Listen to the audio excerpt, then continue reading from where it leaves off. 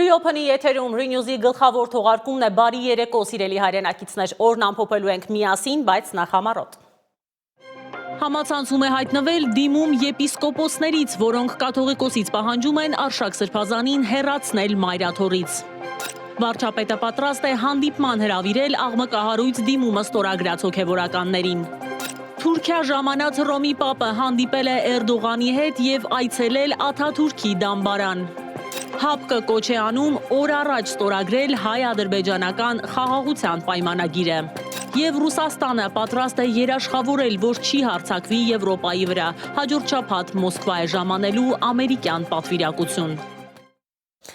Եվ այսպես, պետություն եկեղեցի առանց այն էլ լարված հարաբերությունները մտնում են տեղեկատվական պատերազմի և ներքին պառակտման փորձերի նոր փուլ։ Այսօր իշխանամերձ լրատվամիջոցների շրջանառության մեջ դրած եպիսկոպոսներին վերագրվող սկանդալային, սակայն դեռևս չհաստատված հայտարարությունը վարչապետ Նիկոլ Փաշինյանի կողմից ստացավ ակնթարթային քաղաքական արձագանք։ Անտեսելով Մայրաթորի լռությունը և փաստաթղթի իրական լինելու վերաբերյալ հիմնավոր կասկածները, գործադիրի ղեկավարը շտապեց ողջունել ենթադրյալ ընդվզող հոգևորականներին, պատրաստակամություն հայտնելով անձամբ հանդիպել նրանց հետ ու արդեն երեկոյան հանդիպեց եպիսկոպոսներին։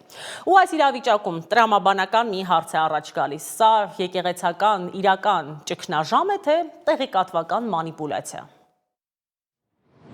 Հայկական ժամանակը հրապարակել է մի նյութ, որտեղ դեռևս չհաստատված տեղեկություններով եպիսկոպոսների ստորագրված ինչ-որ դիմումի հղում է անում ու պնդում, թե հաստատվել է Արշակ Սրբազանին վերաբերող տեսանյութերի իսկությունը։ Լրատվամիջոցի այս բնորոշումը անձամբ արքեպիսկոպոսի փաստաբանն է մեկնաբանել։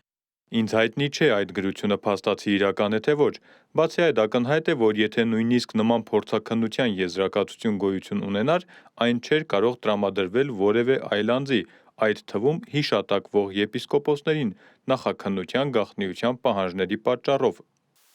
Ինչու հեռանահարցնում է Արշակ Սրբազանը, ցանկացած որոշման տակ պետք է լինի իրավական, կրոնական, բարոյական կամ տրամաբանական հիմք, ինչը Մայրաթորի դիվանապետը չի տեսնում։ Ես տակավին հիմքեր չունեմ ամբողջական հաստատելու, որ այն անձինք, որոնց անունները նշված է, իրենք կրում են այդ պատասխանատվությունը։ Երբ որ իրենց կողմից շոշափելիորեն, առարկայորեն կհրապարակվի, կհաստատվի, այն ժամանակ մենք այդ թեմայի շուրջ ավելի առարկայորեն կխոսենք։ Հիշեցնենք, համացանցում մոտ մեկ շաբաթ է դիմումների նկարներ են տարածվում, թե մի շարք հոգևորականներ խնդրում են վեհափառին ուսումնասիրության առարկա դարձնել Արշակ արքեպիսկոպոսի անվան շուրջ պտտվող լուրերը։ Այդ տեսանյութի հարցը քննարկվել է վեհափառի ու հանձնախմբի հետ, ասում է Գերմանիայի հայոց թեմի առաջնորդ Սերովբեյ եպիսկոպոս Իսախանյանը։ Եթե ծանոթանայի, չգիտեմ, այսինքն առանց ամբողջապես Եվ կարծում եմ դա մի այնպիսի տեքստ է, որ մեծ հավանականությամբ պետք է ոչ միայն ծանոթանալ, այլ շատ ուշադիր ամեն բառի վրա մտածել, հասկանալ ինչ են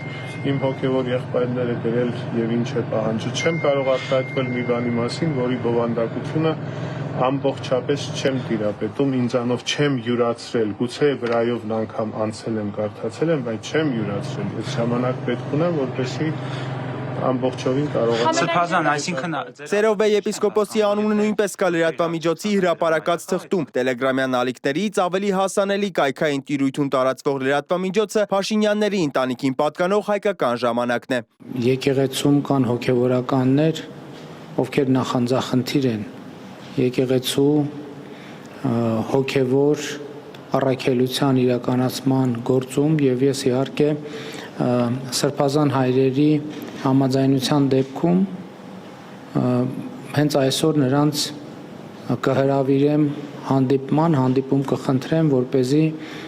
նաև նրանց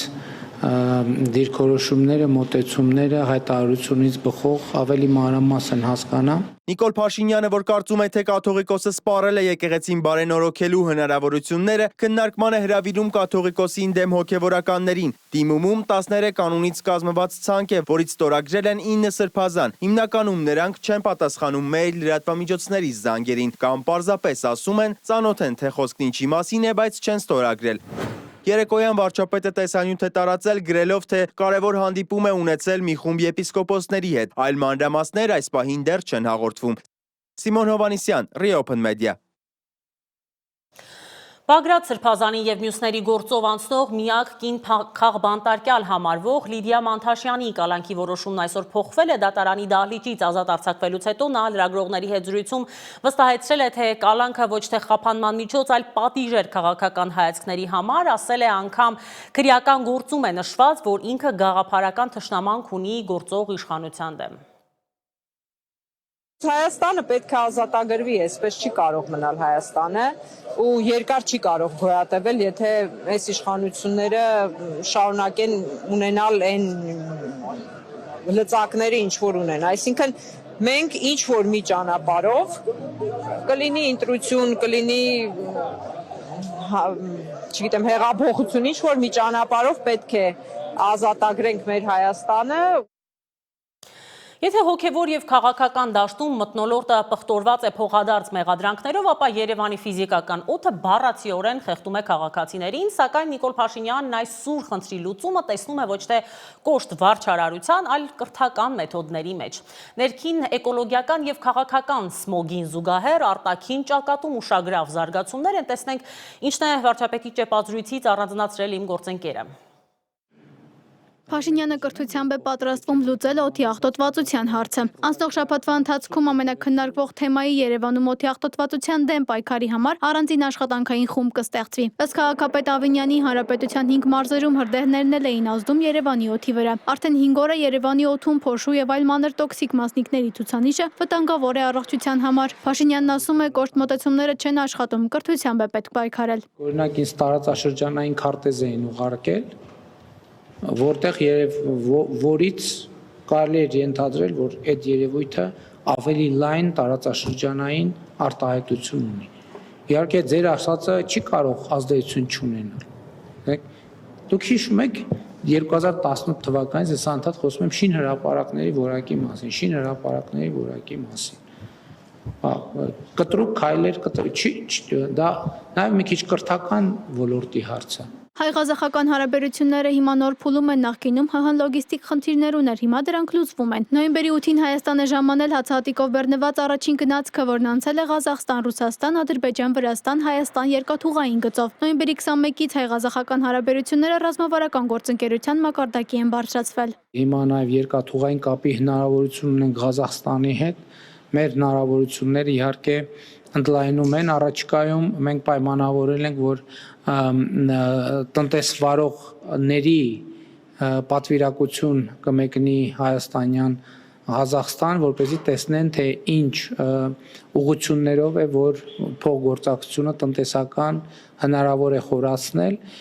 ինչու եմ հատկապես տնտեսականը ընդգծում, որովհետև քաղաքական երխոհությունը եղել է բարձր մակարդակի եւ կա բարձր մակարդակի ակնհայտորեն, հակառակ դեպքում հարաբերությունները ռազմավարականի մակարդակի չէին հասնի։ Հայ-ադրբեջանական հարաբերությունների մասին դրանց կարգավորումը 5 փորձագետների 2 այցով չի լուծվի, քանի դեռ Հայաստանում հակադրբեջանական, իսկ Ադրբեջանում հակահայկական տրամադրություններ են։ Փաշինյանն ասում է, փոխադարձ այցերը հենց այդ օրակարգը չեզոքացնելու համար են։ Հայկական կողմը նոյեմբերի 22-ից 23-ը Բաքվում էր, իսկ ադրբեջանական կողմը հոկտեմբերի 21-ից 22-ը Երևանում։ Հայաստանցիները տեսնում են, որ ադրբեջանցի ձեր նշած շրջանակների խոսույթում բան չի փոխվում, ադրբեջանցիները տեսնում են իրենց գնահատման, որ հայաստանցի շրջանակների խոսույթում բան չի փոխվում։ Երկխոսությունը նրա համար է, որ խոսույթում բան փոխվի։ Իսկ 35 տարվա, 36, նույնիսկ 37 տարվա կոնֆլիկտը 5 փորձագետի 2 հանդիպման արդյունքում չի կարող փոխվել։ Ըստ Փաշինյանի, ինքը Հայաստանի Հանրապետության ինքնիշխան տարածքի դիրքերից նահանջի հրաման չի տվել եւ 44-օրյա պատերազմի մասին ոչինչ չկա, որ ժողովուրդը չգիտի։ Քննվել եմ ժողովրդի կողմից։ 2021 թվականի ընտրությունները այդ ամբողջ քննությունն ա եղել։ Այսինքն պատերազմի հետ կապված մի բան կա, որը որևէ մեկը չգիտի, տենց բան կա, որ որևէ մեկը չգիտի։ Այդ որ ասում եք քրեական գործեր եւ այն ձեր կարծիքով քրեական գործերի մեջ ավելի կա, քան հանրությունը գիտի եւ հանրության հետ հաղորդակցվել է քննիչ հանձնաժողովներում, ելույթներում եւ այլն եւ այդպես շարունակ, դա թյուր կարծիք է։ Օրեր առաջ Փաշինյանն ասել էր, որ 2021-ի մայիսին ադրբեջանցիների հարձակման ժամանակ նահանջի հրաման տվել էր այդ ամիսների պաշտպանության նախարար Արշակ Կարապետյանը։ Քննչական կոմիտեն վարույթ է հարուցել Կարապետյանի դեմ իշխանազանցության եւ իշխանությունը չարաշահելու հոդվածներով։ Կարապետյանը Մոսկվայից տեսաուղերձով սպառնացել է փաստաթղթերով հիմնավորված բացահայտումներ անել այդ դրվագում Փաշինյանի դերակատարման մասին։ Անի Հովհաննիսյան, Ռեոփն մեդիա։ Անցնենք առաջ Թուրքիայի ազգային անվտանգության խորհուրդը Էրդողանի գլխավորությամբ նիստում մի շարք այլ հարցերին զուգահեռ քննարկել է երկկողմ եւ տարածաշրջանային համագործակցության հնարավորությունները հաշվի առնելով Ադրբեջանի եւ Հայաստանի միջև խաղաղության գործընթացում վերջին դրական զարգացումները։ Նշվում է, որ հաստատվել է Թուրքիայի կամքը հարավային Կովկասում խաղաղություն, կայունություն հաստատելու եւ զարգացում ապահովելու գործում։ Իսկ այս ընթացքում Անկարան անցնում է հոգեվոր դիվանագիտության հյուրընկալելով կաթոլիկ աշխարհի առաջնորդին։ Լևոն 14-րդ պապի այցը սակայն աչքի է ընկնում հետաքրքիր ինչ ոչ հակասական մանրամասներով։ Ընդամենը շաբաթներ առաջ ցեղասպանության նահատակ Իգնատիոս Մալոյանին սրբադասած պոնտիֆիկոսն այսօր այցելել է Քեմալ Աթաթուրքի Շիրիմին։ Այս արարողակարգային ժեստին ականատես է եղել նաև Էրդողանի կողմից հրավիրված Պոլսո հայոց պատրիարքը։ Արտասահմանյան առաջին այցի ուղղություն Լևոն 14-րդ պապը Թուրքիան է ընտրել, որտեղ բնակչության գերակշռող մեծամասնությունն իսլամի հետևորդ է։ Կաթոլիկ եկեղեցու առաջնորդն այսօր մեկնել է Անկարա ու հանդիպել Էրդողանին։ Պապի հետ 80 լրագրող է գնացել Թուրքիա, որտեղ ի դեպ Լևոն 14-րդը լատիներենի փոխարեն անգլերեն կխոսի։ Աթաթուրքի Շիրիմին ծաղկեպսակ է խոնարհում կաթոլիկ աշխարհի սրբազան քահանայապետը։ Հետաքրքիր է, որ Լևոն 14-րդ պապը Թուրքիա է գնում երիտ թուրքերի հրահանգով սպանված հայազգի արքեպիսկոպոս Իգնատիոս Մալոյանին սրբադասելուց ամիսուկես հետո։ Մինչ այս 20-ից 21-րդ դարերում Թուրքիա 4 պաշտոնական այց է կատարվել Վատիկանից։ Ռեջեփ Թայիպ Էրդողանի հրավերով Անկարայում է նաև Պոլսո հայոց պատրիարք Սահակ II-ը, նա ևս հրավիրված է Թուրքիայի նախագահի կողմից Հռոմի պապի պատվին կազմակերպված ընդունելությանը։ Սիմոն Հովհաննիսյան, Ռեոփն մեդիա։ ՀԱՊԿ անդամ պետությունները կոչ են անում Հայաստանին եւ Ադրբեջանին արագորեն ավարտին հասցնել խաղաղության պայմանագրի կնքման գործընթացը, այս մասին նշված է այսօր Բիշքեքում կայացած ՀԱՊԿ գագաթնաժողովի ամփոփի հռչակագրում։ Ինչպես գիտեք, Հայաստանը ՀԱՊԿ գագաթնաժողովին չի մասնակցել։ Վերջին տարիներին ՀԱՊԿ-ի հետ կազմակերպության անդամ Հայաստանի հարաբերությունները սրված են։ Գագաթնաժողովի մյուս մանրամասները ռեպորտաժում։ Հայ-ադրբեջանական հարաբերությունները տեղ են գտել Բիշքեքում անցկացված ՀԱՊԿ հավաքական անվտանգության խորհրդի գագաթնաժողովին ընդունած հռչակագրում։ Կառույցը նշել է, որ ողջունում է երկու երկրների միջև խաղաղության գործընթացի արագացումը։ Մենք գոհունակությամբ նշում ենք Հայաստանի Հանրապետության եւ Ադրբեջանի Հանրապետության միջև ակտիվ միջպետական երկխոսությունը։ Մենք կողմ ենք համապարփակ կարգավորմանը եւ կողմերի միջև անվերապահ խաղաղության պայմանագրի շուտապույտ կնքմանը։ Հիշեցնենք, Հայաստանի վարչապետը չի մասնակցել գագաթնաժողովին։ Դեռ 2024-ի փետրվարին հայտնի դարձավ, որ Երևանը սառեցրել է իր մասնակցությունը ՀԱՊԿ-ին։ Կազմակերպության նիստին մասնակցելու համար Բիշքեկ են մեկնել Ռուսաստանի, Բելարուսի, Ղազախստանի, Տաջիկստանի նախագահները։ Նրանց դիմավորել է Ղրղստանի նախագահ Սադիր Ջապարովը։ Նիստում որոշվել է, որ 2026-ի հունվարի 1-ից ՀԱՊԿ-ի նախագահությունը կստանձնի Ռուսաստանը, իսկ հաջորդ գագաթնաժողովը տեղի կունենա 2026-ի նոյեմբերի 11-ին Մոսկվայում։ Մեր կարգախոսը կլինի հավաքական անվտանգության բազմաբևեռ աշխարհում ընդհանուր նպատակ, համատեղ պատասխանատվություն։ Ռուսաստանը կանի ամեն ինչ, որպեսզի պահպանի ՀԱՊԿ-ի շրջանակներում փոխգործակցության հիմնական ոլորտերում շարունակականությունը, զարգացնելով մեր երկրների միջև համագործակցությունը, հիմնված իրական դաշինքի, բարեկամության եւ բարիդրացիության, փոխօգնության եւ աջակցության սկզբունքների վրա։ Պուտինն առաջարկել է 2026 թվականին սկսել լայնածավալ վերազինման ծրագիր ՀԱՊԿ-ում Ռուսաստանի նախագահության ներքո, որը միավորում է 6 հետխորհրդային երկիր, այդ թվում Հայաստանը։ Մենք առաջարկում ենք կոլեկտիվ ուժերը ժամանակակից ռուսական զենքերով եւ ռազմական տեխնիկայով զինելու լայնածավալ ծրագիր, որն ապացուցել է իր արդյունավետությունը իրական մարտական գործողություններում։ Գագաթնաժողովից հետո ստորագրվել է փաստաթղթերի փաթեթ, այդ թվում ՀԱՊԿ-ի կոլեկտիվ անվտանգության խորհրդի հռչակագիրը եւ թմրանյութերի ապօրինի շրջանառության դեմ պայքարի վերաբերյալ հայտարարությունը։ Մերի Դանիելյան, Ռեոփն մեդիա։ Եթե մեր տարածաշրջանում խաղաղության օրակարգի տակ հաճախ թաքնված է պրագմատիկ հաշվարկ, ապա գլոբալ ճակատում, օրինակ նույն Ուկրաինայում, այդ քաղաքական առևտուրն արդեն դառնում է բացահայտ եւ վճռորոշ։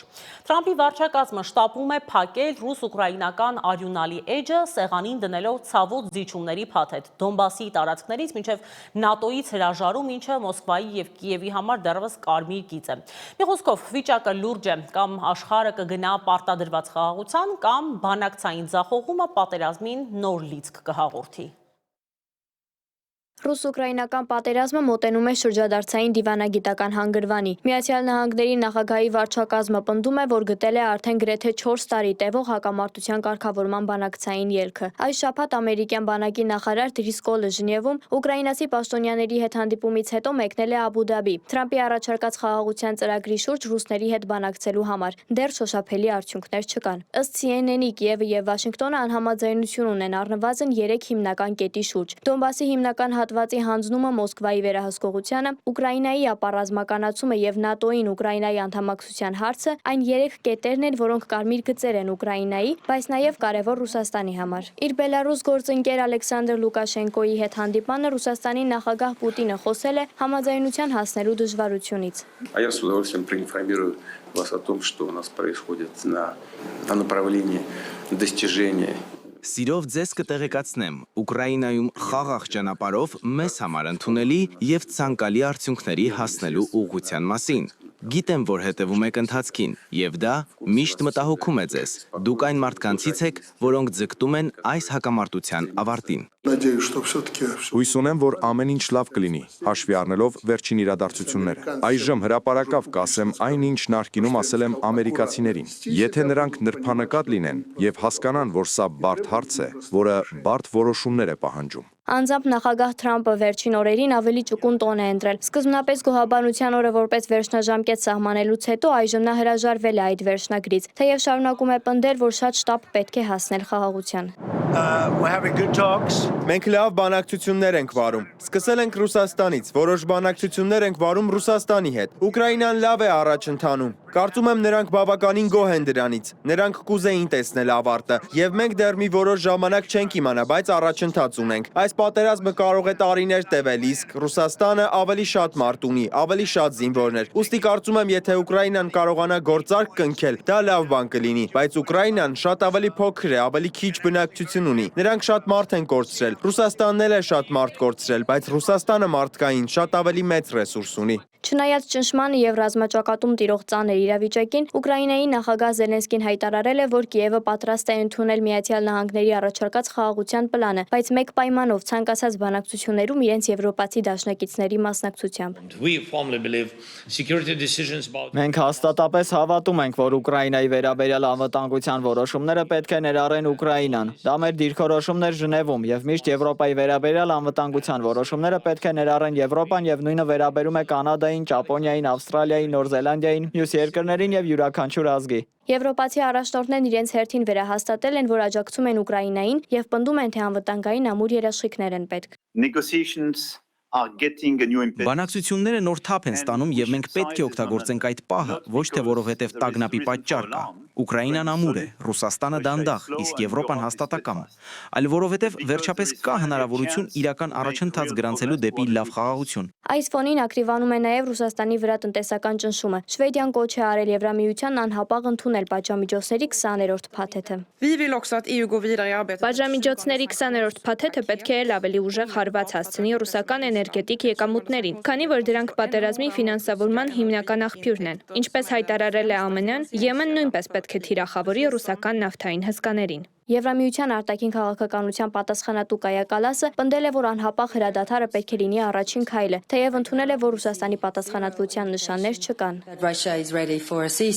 Ռուսաստանը ռազմական մեքենա է եւ չի դանդաղեցնում տեմպերը, այլ հակառակը ուժեղացնում է դրանք։ Մենք դեռ պետք է դուրս գանք այնպիսի իրավիճակից, երբ Ռուսաստանը ձևացնում է, թե բանակցում է, հասնենք մի իրավիճակի, երբ նա ստիպված կլինի բանակցել։ Այն տեսակետը, որ Ուկրաինան պարտվում է, նույնպես բացարձակ սխալ է։ Եթե Ռուսաստանը կարողանա ռազմական ճանապարհով նվաճել Ուկրաինան, ապա արդեն արած կլիներ դա։ Չնայած անորոշությանը բանակցությունները շարունակվում են։ Ուկրաինայի արտգործնախարար Անդրի Սիբիհան հայտարարել է, որ բանակցային խմբերը կրկին հանդիպելու են։ Взаимоотношения наши с США ԱՄՆ-ի հետ մեր հարաբերությունները դեռ նորմալացման վաղ փուլում են, եւ այս գործընթացի ընդհանուր հաջողությունը երաշխավորված չէ։ Գերմանիայի կանցլեր Ֆրիդրիխ Մերսն ընդգծել է, որ Գերմանիան ոչ միայն չի դադարեցնելու իր աջակցությունն Ուկրաինային, այլև զգալիորեն կավելացնի այն, եկող տարի 11.5 միլիարդ եվրոյի հասցնելով։ Հաշվի առնելով վերջին իրադարձությունները, մենք գումարն ավելացրել ենք եւս 3 միլիարդ եվրոյով, հասցնելով ընդհանուր գումարը 11.5 միլիարդի։ Սա արվում է Ուկրաինայի ձմեռային պաշարների դեմ Ռուսաստանի իրականացրած ահաբեկչական արշավի հետևանքները մեղմելու նպատակով։ Առաջիկա օրերին Եվրամիությունը կներկայացնի իրավական ծրագիր, որը թույլ կտա օգտագործել Ռուսաստանի կենտրոնական բանկի սառեցված ակտիվները Ուկրաինային 140 միլիարդ եվրոյի վարկ տրամադրելու համար։ Եվրոպական հանձնաժողովի նախագահ Ուրսուլա ֆոն դեր Լայենը հայտարարել է, որ Բրյուսելն այժմ պատրաստ է ներկայացնել այդ ծրագիրը։ Աննա Հարությունյան, Reopen Media։ Իսկ մինչ Վաշինգտոնը փորձում է դադարեցնել պատերազմի կրակը հազարավոր կիլոմետրեր հեռու Ուկրաինայում, իրական մարտադաշտն այս անգամ տեղափոխվել է հենց Սպիտակ տան մատույցներ։ Աֆղան փախստականի արձակած կրակոցներից ազգային գվարդիայի 2 զինվոր ծանր վիրավորվել է, հարձակումը քննվում է որպես ահաբեկչական գործողություն։ Սպիտակ տնից ընդամենը 2 թաղամասային կողմ ազգային գվարդիայի 2 զինծառայողի վրա են կրակել։ Հետաքննությունների դաշնային բյուրոն հետաքննում է հարձակումը, գվարդիայի ծառայողների վիճակը ծանր է։ Ականատեսները չեն հասկացել, թե ինչ է կատարվել։ Սարսափելի է, ուղղակի սարսափելի։ Ես տեսա ոստիկանական բոլոր մեքենաները։ Իջաներքև ու լսեցի, որ ազգային գվարդիայի 2 զինծառայողի են կրակել։ Լսեցի, որ 1 ուրիշին էլ են կրակել եւ որ դա պատահական հարձակում է եղել։ Այնպես որ այս պահին մենք չգիտենք, թե ինչ է կատարվում։ Կասկածյալը 29-ամյա աֆղանցի Ռահմանուլլահ Լականվալն է, որ վիրավորվել եւ ձերբակալվել է փոխհրաձգության ժամանակ։ Նա ԱՄՆ մուտք գործել 2021-ին Բայդենի օրոք իրականացված Աֆղանստանից տարհանման ծրագրով։ Նրա ապաստարանի հարցը հաստատվել է 2025-ի ապրիլին Թրամփի պաշտոնավարման սկզբում։ 10 տարի ծառայել է աֆղանական բանակում համագործակցելով ամերիկյան հատուկ ջոկատայինների հետ։ Ռահմանուլլահը Ամազոնում էր աշխատում, քրեական անցյալ չուներ։ Ջեյդի Վենսը հայտարարել է, որ դեպքը հիմնավորում է իրենց վարչակազմի կոշտ միգրացիոն քաղաքականությունը։ Ընդամենը մի քանի ժամ առաջ կրակոցներն հնչել Սպիտակ տան մոտակայքում։ Մենք դեռ տեղեկություններ ենք հավաքում։ Դեռևս չգիտենք շարժառիթը։ Դեռ շատ բան կա, որ չենք պարզել։ Բայց հաստատ գիտենք, որ ազգային գվարդիայի 2 զինծառայող վիրավորվել են ծառայական պարտականությունները կատարելիս։ Նախագահ Թրամփը կատարվածը անվանել է ահաբեկչություն եւ անորոշ ժամկետով դադարեցրել աֆղանցիների ներգաղթի բոլոր հայտերի մշակումը։ Ի պատասխան միջադեպի Պենտագոնը եւս 500 զինվորական է ուղարկում Վաշինգտոն, միանալու արդեն իսկ այնտեղ գտնվող 2000 գվարդիականներին։ Անի Հովհաննիսյան, Reopen Media։ Եվ թողարկման վերջում տեսնենք, թե միջազգային լրահոսից էլ ինչ կարևոր նորություններ է առանձնացրել իմ գործընկեր Դավիթ Գենջոյանը։ Իրաքյան Քուրդիստանի խոշորագույն խորմոր գազային հանքավայրի աշխատանքը դադարեցվել է Պահեստարանի վրա իրականացված հրթիռային հարձակման պատճառով, ինչը հանգեցրել է տարածաշրջանում էլեկտրաէներգիայի արտադրության կտրուկ անկման։ Չնայած միջադեպի հետևանքով զոհեր չեն եղել եւ հրդեհը մարվել է, տեղի իշխանությունները կատարվածի համար մեղադրում են իրանամետ խմբավորումներին, պահանջելով Միացյալ Նահանգներից տրամադրել հակաօդային պաշտպանության միջոցներ էներգետիկ ենթակառուցվածքները պաշտպանելու համար։ Հոնկոնգի Տայպո շրջանի բնակելի համալիրում բռնկված խոշոր հրդեհի հետևանքով զոհվել է 55 մարդ, 279-ը ստացել են մարմնական վնասվածքներ։ Չինաստանի նախագահ Սին Ցինփինի հանձնարարականով եւ տեղական իշխանությունների համակարգմամբ իրականացվում են լայնածավալ փրկարարական աշխատանքներ, իսկ ոստիկանությունը ձերբակալել է 3 կասկածյալի ոչ կանխամտածված սպանության մեղադրանքով։ Թեև հինգշաբթի առավոտվա դրությամբ կրակը հիմնականում վերահսկողության տակ է առնվել, հարյուրավոր հրշեջներ եւ կամավորներ շարունակում են օգնություն ցուցաբերել տուժածներին։